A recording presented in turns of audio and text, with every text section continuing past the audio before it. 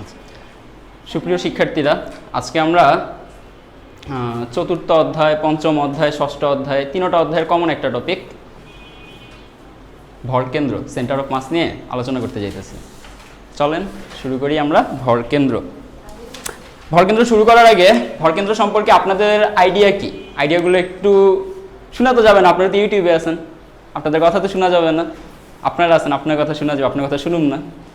আমি বলতেছি যে ভরকেন্দ্র জিনিসটা কি। মনে করো আমার কাছে, মনে করো যে এই স্কেলটা আছে, এই স্কেলটার ব্যাপারে একটু চিন্তা করো। নর্মালি এই স্কেলটাকে এই যে দেখো স্থির করে রাখতে পারছি না আমি যদি স্কেলটাকে মাঝামাঝিতে, ঠিক মাঝামাঝিতে না ধরে আমি যদি স্কেলটাকে এভাবে ধরতাম, এটা কি স্থির থাকতো?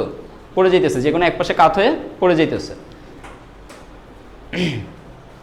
তো যে কোনো একটা বস্তুকে যে জায়গায় ধরলে সে সাম্য অবস্থায় থাকে, এবং সে যখন সাম্য অবস্থায় থাকে তখন তুমি তার ভারটা অনেক কম ফিল করবা না তা না, ফিল করবা, কিন্তু সবচেয়ে কম ফিল করবা। তুমি যদি এই জায়গায় ধরো ভারটা অনেক ফিল করবা, যেহেতু ছাইড়া দিলে পড়া যাবে, এই জন্য এই আঙ্গুল দিয়ে সাপোর্ট দিয়ে আমি আটকায় রাখছি, এবং এই আঙ্গুলে আমি ভারটা ফিল করতে পারতেছি। তোমাদের হাতে কলম থাকলে এরকম কাজ করে দেখতে পারো, কলম দিয়ে এটা টের পাইবা মোটামুটি। কলমটার মাঝামাঝি ধরো, দেখবা কি এটা মোটামুটি নিউট্রাল আছে, এবং তখন তুমি ভারটা কম ফিল করতেছো। কলমটাকে এক কর্নারে নিয়ে আসো, দেখবা যে ভারী ভারী লাগতেছে, মনে হইতেছে আঙ্গুলের উপর ভারী কিছু আছে। না, পারতেছো না তোমরা? পারছো? ব্যালেন্স করার চেষ্টা করো, ওই যে সার্কাসে যেরকম ব্যালেন্স করে এরকম ব্যালেন্স করার চেষ্টা করো। আচ্ছা, তো ঠিক যে জায়গায় ধরলে এটা স্থির থাকতেছে, সাম্য অবস্থায় থাকতেছে, ওই জায়গাটার নাম হইতেছে ভরকেন্দ্র। এখন কথা হচ্ছে ভরকেন্দ্র কি? এই যে দেখো আমি আঙ্গুলটা এই বরাবর ধরছিলাম, এখান থেকে এই পর্যন্ত আমার আঙ্গুল ছিল। এখন কথা হচ্ছে এইখান থেকে এই পর্যন্ত যে আমার আঙ্গুল ছিল, পুরোটা জায়গার মধ্যে কি ভরকেন্দ্র আছে? এই যে আমি ধরছি যে জায়গায়, ওই জায়গাটাতে সে স্থির। এখন কথা হচ্ছে যে জায়গায় ধরার ফলে সে স্থির, ওই পুরো জায়গাটাই কি ভরকেন্দ্র?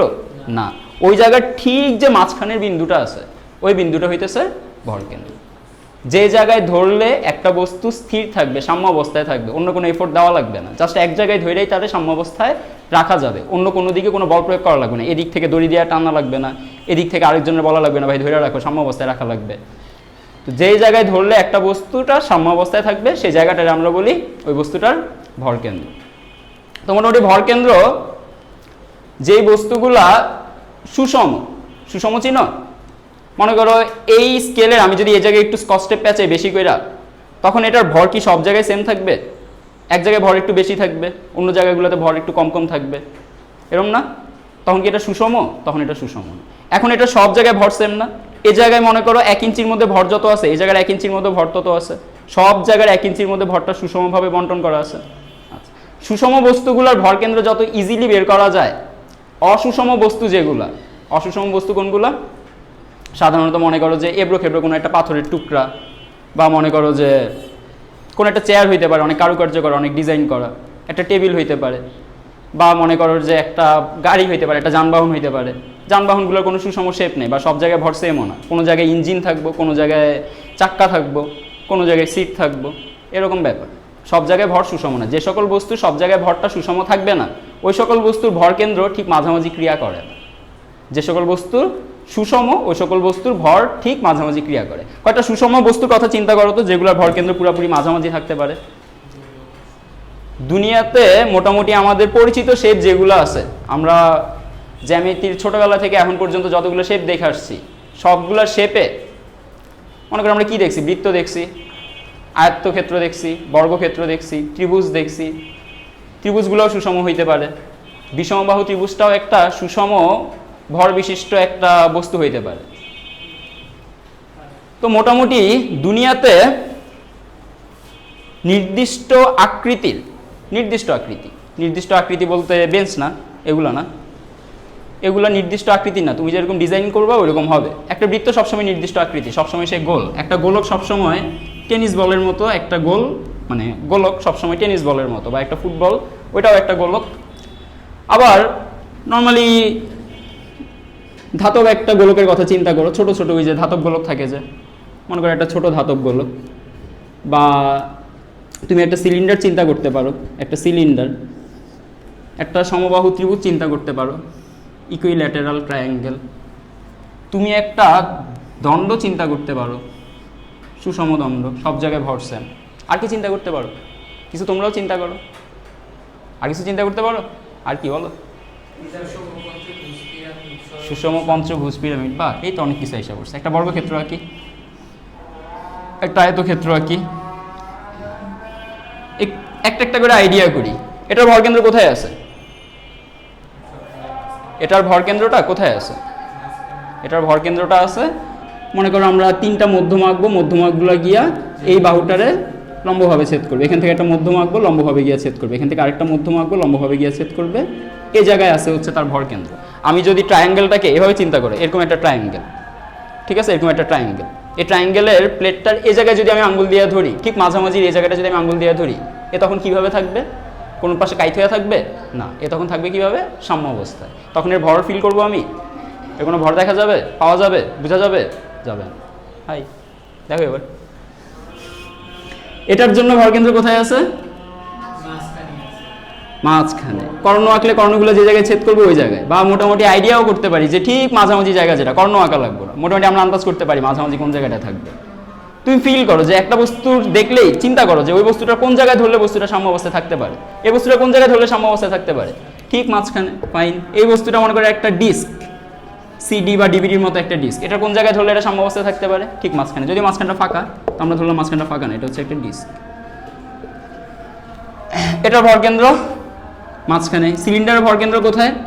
সিলিন্ডারকে লম্বভাবে ছেদ করো, আর এখানে যে উচ্চতা আছে এই উচ্চতারে আবার লম্বভাবে ছেদ করো। এটারে বলে লম্বচ্ছেদ, এটারে বলে প্রস্থচ্ছেদ, এটারে বলে প্রস্থচ্ছেদ। খাতায় লিখে ফেলো এগুলা। যারা যারা ইউটিউবে দেখতেছো তারাও খাতা বাইর করে লেখো, যারা ক্লাসে আসো তারাও খাতা বাইর করে লেখো, লিখলে মনে থাকে বেশি। ইউটিউবে আছে এই চিন্তা করে থাইকো না, দেখা যাবে যে পরীক্ষার আগের দিন নেট লাইনও ডাউন হয়ে গেছে, কারেন্টও চলে গেছে। কারেন্ট গেছে তো গেছে, 2 দিনের মধ্যে আর আসবো না, তখন কি করবা? ডাউনলোড করে নিবা। তোমার পাওয়ার কই? পাওয়ারই তো নাই, কারেন্ট আসবো না 2 দিন ধরে। তুমি আগে থেকে জানতা, পাওয়ার ব্যাংক কিনা রাখছো 10-12টা। আর এটা হইতেছে লম্বচ্ছেদ। খাতার চেয়ে বড় বিশ্বস্ত কেউ নাই, বেমানি করবো না। তুমি যদি কটকটি না খাইতে চাও, তোমার লগেই থাকবো আজীবন। তো আচ্ছা, আমরা কি দেখলাম এখানে? আমরা দেখলাম প্রস্থচ্ছেদ আর লম্বচ্ছেদ যে জায়গায় ছেদ করছে, ঠিক ওই জায়গায় যদি আমি একটা সুই দিয়েও যদি আমরা ধরে রাখি, এটা সাম্য অবস্থায় রাখতে পারবো। একটা সুই মনে করো খুবই শক্তপোক্ত একটা সুই, আর সিলিন্ডারটা মনে করো হালকা, ঠিক আছে। আমি যদি সুইটা দিয়ে একদম মনে করো এখানে একটা সুই দিয়া এমনে ধরে রাখছি, সুই দিয়ে মনে করো এমনে ধরে রাখছি বস্তুটাকে, তখনও বস্তুটা কিভাবে থাকবে? সাম্য অবস্থায় থাকবে। যদি আমি ভরকেন্দ্রে ধরতে পারি, ভরকেন্দ্রে একটা বস্তুকে কিরকম মনে হবে? ভর শূন্য মনে হবে। মনে হবে না তার কোনো ভর নাই, মনে হবে তার কোনো ভর নাই। আচ্ছা, এই ভরকেন্দ্রগুলার প্রয়োজন কোথায়? কোথায় আমরা ভরকেন্দ্রগুলোকে ইউজ করতে পারি? এই ভরকেন্দ্রগুলা কয়দিন আগে আমরা পিওর রোলিং পড়ে আসছি, মনে আছে? পিওর রোলিংয়ে কয় ধরনের গতি ছিল? পিওর রোলিংয়ে 2 ধরনের গতি ছিল, একটা হচ্ছে চলন গতি, ট্রান্সলেশন মোশন, আর একটা হচ্ছে রোটেশনাল মোশন, ঘূর্ণন গতি, ঠিক না? আচ্ছা, এই জায়গায় খেয়াল করো, ওইখানে যখন আমরা বস্তুটার গতি নিয়ে আলোচনা করছিলাম, তখন গতির বিভিন্ন বিন্দু নিয়ে কি আমরা আলোচনা করতে পারতেছিলাম? এই বস্তুটা মনে করো চলন গতিতে আছে, গড়ায়া গড়ায়া সে গড়াইতেছে আবার সামনে চলতেছে, গড়াইতেছে আবার সামনে চলতেছে। তো সে যখন গড়াইতেছে সামনে চলতেছে, যে কোনো একটা ইন্ডিভিজুয়াল বিন্দুর কথা যদি আমরা চিন্তা করি, এই ইন্ডিভিজুয়াল বিন্দুর কথাটা যদি চিন্তা করি, এই বিন্দুটা কিভাবে চলে? এই বিন্দুটা একটু সামনে যায়, আবার ঘোরার কারণে কিছুটা নিচে নামে, ঘুরতে ঘুরতে সে নিচে নামবে। তো সে কি এক জায়গায় ঘুরে না, সে তো ঘুরতে ঘুরতে সামনে আগাইতেছে, এজন্য সে ঘুরতে ঘুরতে কিছুটা নিচেও নামতেছে আবার সামনেও আগাইতেছে। তো এই বিন্দুটা এরপরে কোথায় যাবে? আরেকটু নিচে নামবে, আরেকটু সামনে যাবে, আরেকটু নিচে নামবে, আরেকটু সামনে যাবে, আরেকটু নিচে নামবে, আরেকটু সামনে যাবে। তো এরকম করতে করতে বস্তুটার গতি কি টাইপের গতি হয়ে যাইতেছে? একটা পর্যাবৃত্ত গতির মতো আমরা একটা গ্রাফ পাইতেছি। কিন্তু কথা হইতেছে এই দুইটা গতির মধ্যে, একটা চলন গতি আর একটা ঘূর্ণন গতি, চলন গতি ঘূর্ণন গতির মধ্যে তুমি যদি আরেকটা এরকম কমপ্লেক্স গতি আইনা নিয়ে আইনা যদি ঠাসো একসাথে, এখন এই 3টা জিনিসে তুমি একসাথে কিভাবে হিসাব করবে? তার চেয়ে আমরা এই হিসাবটা সহজ করার জন্য আমরা যে কোনো বিন্দুর গতি নিয়ে আলোচনা করিনি। আমরা কোন বিন্দুর গতি নিয়ে আলোচনা করছিলাম?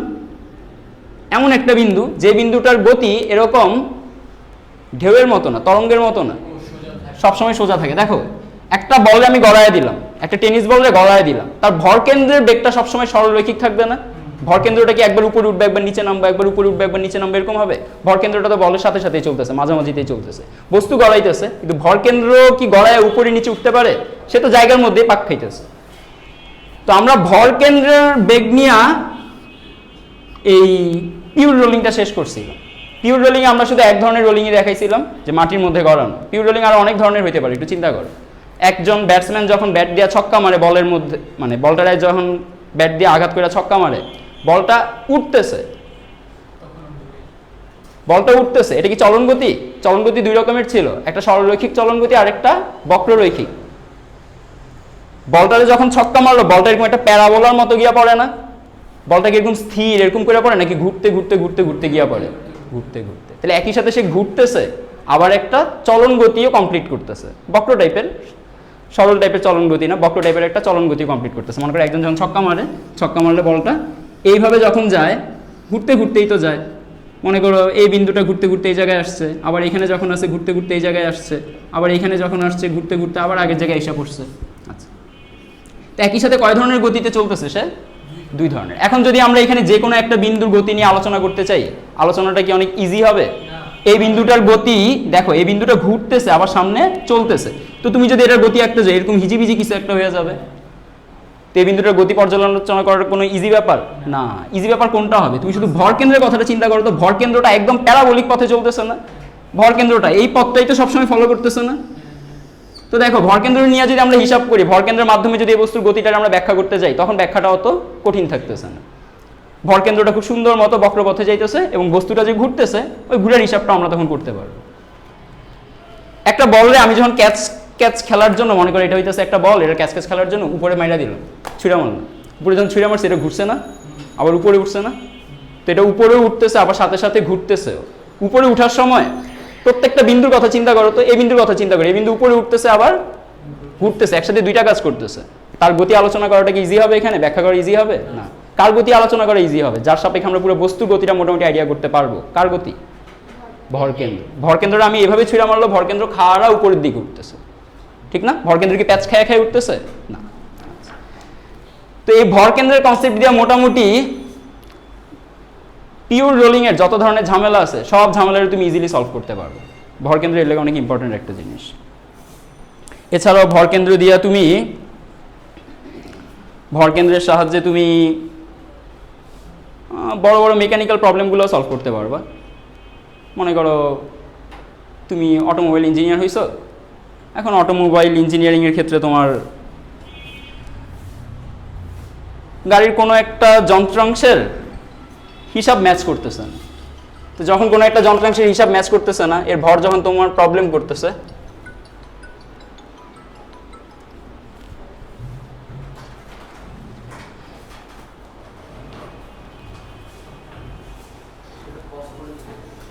পজ হয় না তো? কোথায় আছে? মাঝখানটা পজ না, স্টপ হয়ে যাবো, স্টপ হয়ে যাবো মাঝখানে, সাইডে আছে। টাচে প্রবলেম করে মাঝে মধ্যে, ওই স্ক্রিন পেপারটা ভালো পড়েনি। আচ্ছা খেয়াল করেন, সমস্যা নেই, এগুলো পরে কাট করে দেওয়া যাবে। নাচ করতে যাবা? আচ্ছা, এগুলো পরে কাট করে দেওয়া যাবে। তো চলো এবার আমরা এখান থেকে সূত্র দেখানো শুরু করি, ভরকেন্দ্র কীভাবে বের করা যাবে। তাড়াতাড়ি এসো, সূত্র দেখানো শুরু করলাম। আসো,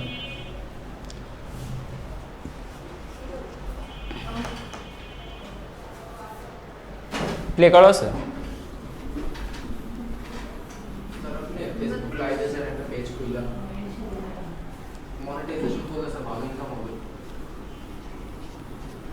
আগে তো মানুষদের দেখতে হবে, তারপরে না মনিটাইজেশন। আগে তো একটা নির্দিষ্ট লিমিট ক্রস করতে হয়, আর এত তাড়াতাড়ি মনিটাইজেশন করবো না, দেরি আছে।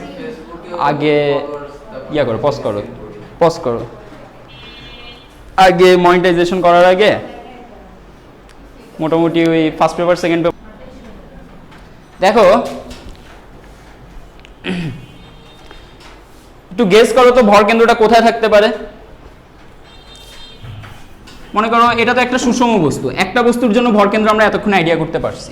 একটা বস্তুর ভরকেন্দ্র, বস্তু যদি সুষম হয় তাহলে ঠিক তার মাঝখানে আছে। সুষম বস্তুর ভরকেন্দ্র ঠিক কোথায় আছে? তার মাঝখানে। এবার বস্তু যদি একটা না হয়ে দুইটা হয় বা তিনটা হয়, মানে বিচ্ছিন্ন যদি হয়, প্রথমে লেখো একটি বস্তুর জন্য ভর কেন্দ্র, একটি বস্তুর জন্য, উপরে আমি আজকে কিচ্ছু লিখি নেই,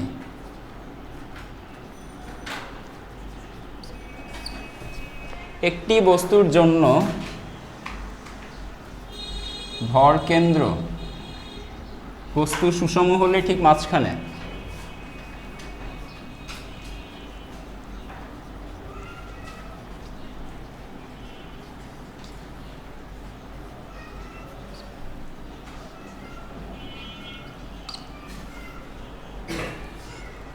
বস্তু সুষম হলে ঠিক মাঝে। মার্কারগুলো আচ্ছা, এবার একাধিক বিচ্ছিন্ন বস্তুর জন্য দেখো, একাধিক বস্তুর জন্য, একাধিক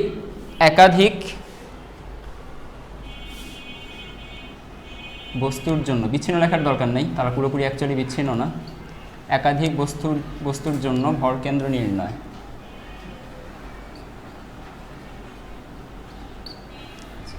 চিন্তা করো তো, তোমার কাছে সমান ভরের দুইটা ব্লক আছে, এখানে একটা ব্লক আছে এম ভরের, এখানে আরেকটা ব্লক আছে এম ভরের। এই এম ভরের দুইটা ব্লকের মাঝে তুমি মনে করো একটা লোহার রড দিয়ে এদেরকে ঝালাই করে আটকায় দিছো, দুইটা ব্লককে লোহার রড দিয়ে ঝালাই করে আটকায় দিছো। এখন এই লোহার রডের ঠিক কোন জায়গায় ধরলে ব্লক দুইটা সাম্য অবস্থায় থাকবে, বা ভর কেন্দ্রটা কোথায়, সেন্টার অফ মাস কোথায়, পুরো দূরত্ব দিয়ে দিলাম, মনে করো এখান থেকে এই জায়গায় দূরত্ব দিয়ে দিলাম, আমি মনে করো যে ডি। তো সেন্টার অফ মাস কোথায় অবস্থিত, ডি বাই টু। তো এটার জন্য যে কনসেপ্টটা আসে সেই কনসেপ্টটা আগে আমরা নেই। ডি বাই টু এটা মোটামুটি আমরা আইডিয়া করে বলতে পারছি, ভেরি গুড। কিন্তু যখন আমরা এখানে 3m দিব, এখানে 4m দিব, তখন কি বের করতে পারবো? এখানে দিলাম 3m, এখানে দিলাম 4m, বা এখানে দিলাম 2m, এখানে দিলাম 3m, তখন কোথায় থাকবে ভর কেন্দ্র? মানে এখানে ভর যা, এখানে ভর তার দ্বিগুণ হইতে পারে, মনে করো এখানে m, এখানে 2m। তো এইসব ক্ষেত্রে ভর কেন্দ্র বের করার আগে আমাদের ভর ভ্রামক নামে একটা নতুন টার্মের সাথে পরিচিত হইতে হবে। ভর ভ্রামক, ভর থেকে নির্দিষ্ট দূরত্বের কোনো বিন্দুর যে ভ্রামক সেটাই হচ্ছে ভর ভ্রামক, বা ভর আর দূরত্বের গুণফলই হচ্ছে ভর ভ্রামক। মনে করো আমরা ধরে নিলাম যে এইখান থেকে x মিটার দূরত্বে, এই m ভর থেকে x মিটার দূরত্বে ভর কেন্দ্রটা অবস্থিত। তাহলে এই ভর থেকে কত মিটার দূরত্বে থাকবে ভর কেন্দ্র? d - x। প্রথম ভর থেকে যদি ভর কেন্দ্রটা x - দূরে থাকে, x মিটার দূরে থাকে, তাহলে দ্বিতীয় ভর থেকে ভর কেন্দ্রটা দূরে থাকবে d - x মিটার।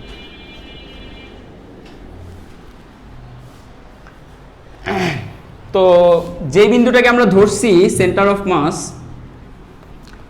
লিখে নেই, ধরি সেন্টার অফ মাস প্রথম m হতে x ও দ্বিতীয় m হতে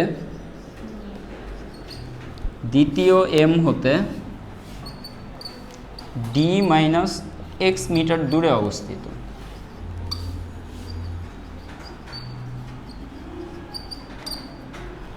ধরি সেন্টার অফ মাস প্রথম m হতে x ও দ্বিতীয় m হতে d - x মিটার দূরে অবস্থিত। তো x মিটার দূরের এই বিন্দুর জন্য প্রথম ভরের ভর ভ্রামক কত? প্রথম ভরের x মিটার দূরে ভর ভ্রামক, প্রথম m ভরের x মিটার দূরে ভর ভ্রামক m ইন্টু x। ভর ভ্রামক ভর ইন্টু দূরত্ব, ভর ইন্টু ভর কেন্দ্রের দূরত্ব, ভর ইন্টু ভর কেন্দ্রের দূরত্ব।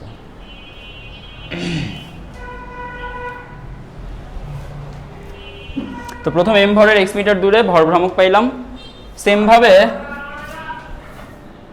ভর হচ্ছে m, দূরত্ব হচ্ছে ভর কেন্দ্রের x। আবার দ্বিতীয় m ভরের d - x মিটার দূরে ভর ভ্রামক m into D minus x.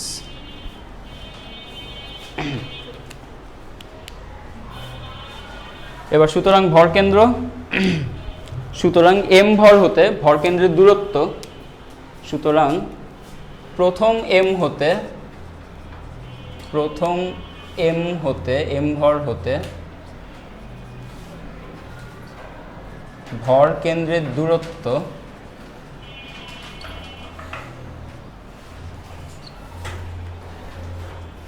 Centre of mass সমান সমান প্রথম ভরের ভরভ্রামক প্লাস দ্বিতীয় ভরের ভরভ্রামক ডিভাইডেড বাই ভরদ্বয়ের সমষ্টি। এখানে ভর ছিল m1 আর m2, তাহলে ভরদ্বয়ের সমষ্টি হবে m1 প্লাস m2। প্রথম ভর থেকে x মিটার দূরে আছে ভরকেন্দ্র, দ্বিতীয় ভর থেকে d মাইনাস x মিটার দূরে আছে ভরকেন্দ্র। এইটাই সহজ নিয়ম। এই নিয়ম থেকেই তুমি ইজিলি যে কোনো মানে এই টাইপের ঘটনার যে কোনো ভরকেন্দ্র তুমি বের করে ফেলতে পারবা। তো এখান থেকে চলো আমরা এই জায়গার অ্যান্সারটা বের করি। এটাই হচ্ছে অরিজিনাল সূত্র। এই সূত্রটা মাথায় রেখে আমরা ভরকেন্দ্র বের করার চেষ্টা করব সামনে কয়েকটা প্রবলেমে। ভরকেন্দ্রের অনেক সূত্র, মাত্র শুরু হইল।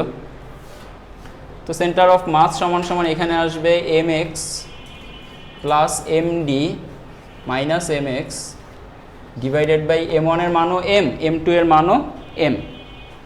এটা m1 তার মানও m, এটা m2 তার মানও m। তো দুইটার ভরই m, তাহলে একবারে হইল 2m minus mx plus mx কাটাকাটি, m এর সাথে m কাটাকাটি। তাহলে সেন্টার অফ মাস কোথায় আছে?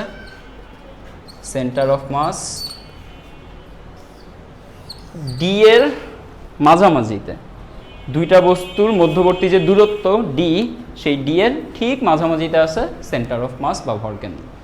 বাংলায় লেখানো, সুতরাং ভরকেন্দ্রটি উভয় ভরের ঠিক মধ্যবিন্দুতে অবস্থিত। সুতরাং ভরকেন্দ্রটি উভয় ভরের ঠিক মধ্যবিন্দুতে অবস্থিত।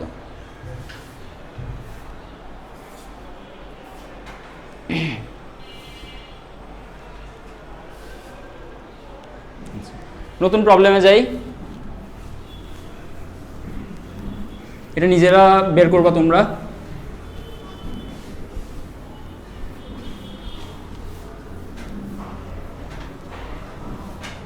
এটা তোমরা নিজেরা বের করবা। তোমরা করতে থাকো ক্লাসে তাড়াতাড়ি, আমি ওইটা আবার মোবাইলে কাট করে দিব এই অংশটা। তোমরা এই ম্যাথটা করতে থাকো, আমি টাইমটা পরে এখান থেকে কমাই দিব তোমাদের করার জন্য যে টাইমটা এখন লাগবে। এখানে একটা গোলক আছে, এই গোলকে 3m ভর আছে, এই গোলকে ভর আছে 2m, তাদের মধ্যবর্তী ডিস্টেন্স বলা আছে r। তো প্রশ্ন হচ্ছে ভরকেন্দ্র কোথায়? সেন্টার অফ মাসের দূরত্ব নির্ণয় করো। আচ্ছা, এখানে 5 মিটার দিলাম, আর না, সেন্টার অফ মাসের দূরত্ব নির্ণয় করো।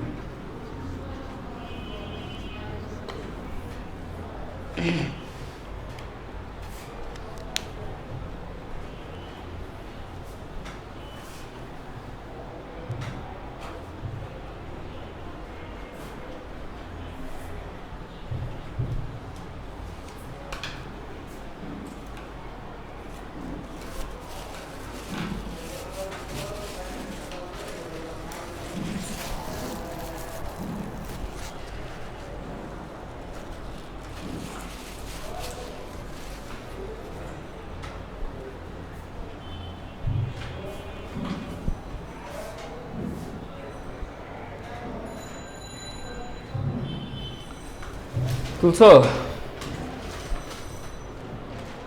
ম্যাথ করা স্টার্ট করছো কেউ?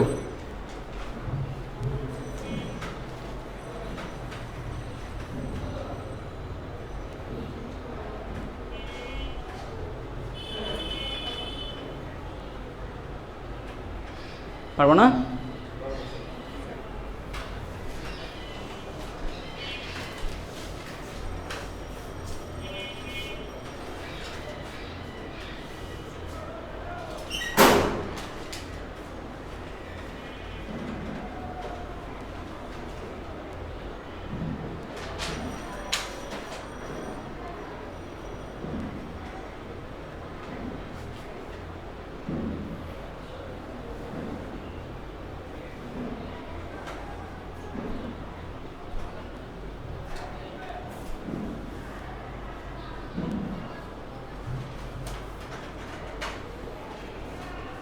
টাইমটা পজ করে দাও তো।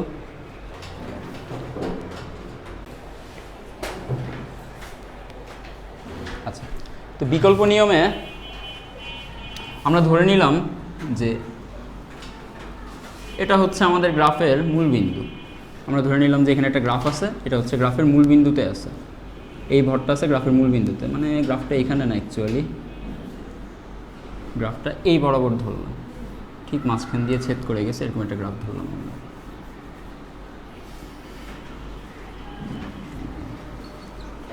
খেয়াল করি, এটা 3m,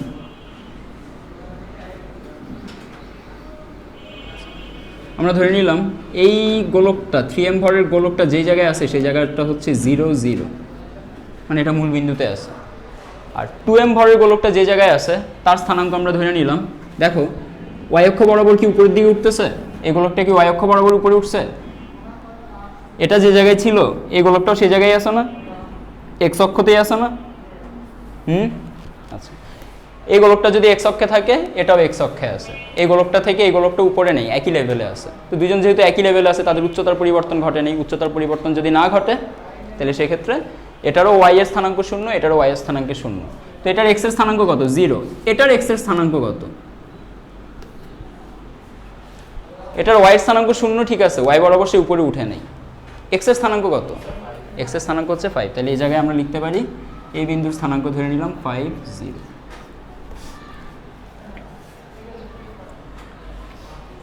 তো এখানে নতুন একটা সূত্র আসবে, ভরকেন্দ্রের অনুভূমিক উপাংশ, ভরকেন্দ্রের অনুভূমিক উপাংশ XCOM সমান সমান m1x প্লাস m2 5 - x না m2 x2 divided by m1 plus m2। একটু গ্যাপ দিয়ে নিচে আবার লেখো ভরকেন্দ্রের উলম্ব উপাংশ,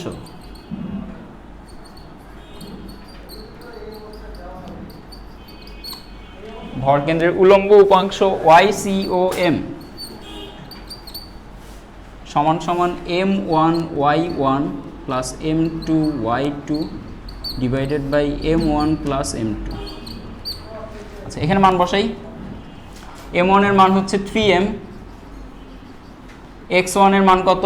x1 এর মান 0, এটা হচ্ছে x1, আর এটা হইতেছে x2। x1 এর মান 0, 3m into 0 plus m2, m2 এর মান হচ্ছে 2m, x2 এর মান হচ্ছে 5 divided by m1 plus m2। m1 এর মান কত?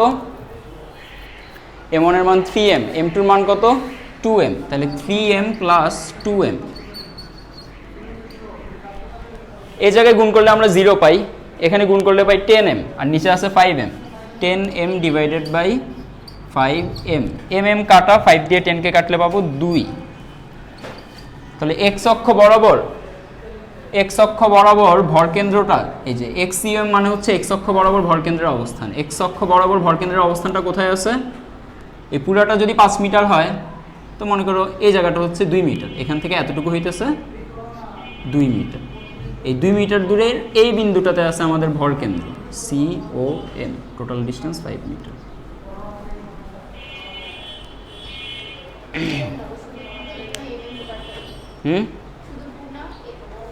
হ্যাঁ, শুধু 2m তো কাটাই, 2 মিটার লিখছি আর কি, এখানে 5 মিটার দিছিলাম না, 2 মিটার।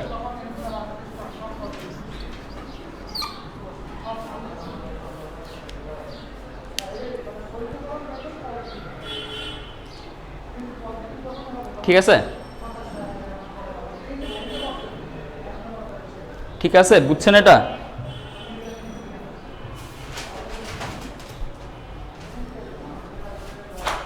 আগেরটার অ্যান্সার আর এটার অ্যান্সার দুই রকম আসছে কেন? তাহলে এই টাইপের ম্যাথগুলো এই নিয়মে করেন, আগেরটার নিয়মে সব ম্যাথ করতে যান না, ওইটা হচ্ছে একদম বেসিক দিয়া সব হবে না, বেসিকটারে মডিফাই করে করে সব বানাইতে হবে। এটা ওকে সবার? এটা সবার ওকে? সামনে যাই, বিকল্প নিয়মটা তোমাদের চোখের সামনে থাকুক, y অক্ষ সহ একটা প্রবলেম দিয়ে এটা বের করো। ওয়াই অক্ষর সহ একটা প্রবলেম দিই, বিকল্প নিয়মটা দেখে দেখে প্রবলেম সলভ করো। আমি প্রবলেমটা দেওয়ার পরে পজ করে দিও।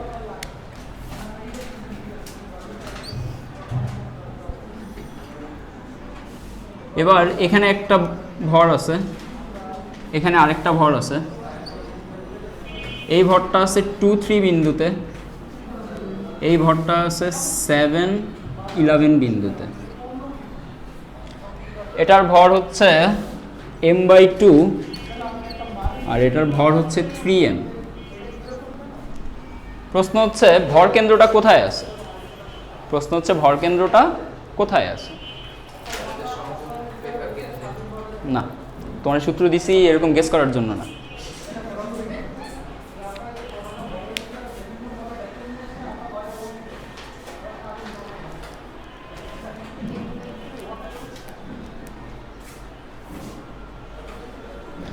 টপিক যখন সহজ থাকে তখনই তোমরা সহজ টপিকগুলো ভালো মতো করে নিও। টপিক যখন কঠিন হয়ে যায় তখন তোমরা প্যাচ লাগাও, কারণ আগে সহজ টপিকগুলো বেশি মনোযোগ দিয়ে শুনো না। সহজ টপিকের ভিতরেই বেসিক লুকায়া থাকে, তোমরা এরপরে কঠিন টপিকে গিয়ে আটকে যাও। এই ভর কেন্দ্রের টপিকটা সামনে গিয়ে অনেক কঠিন হবে। এখন সহজ আছে, এখন ভালো করে পড়া আগাও।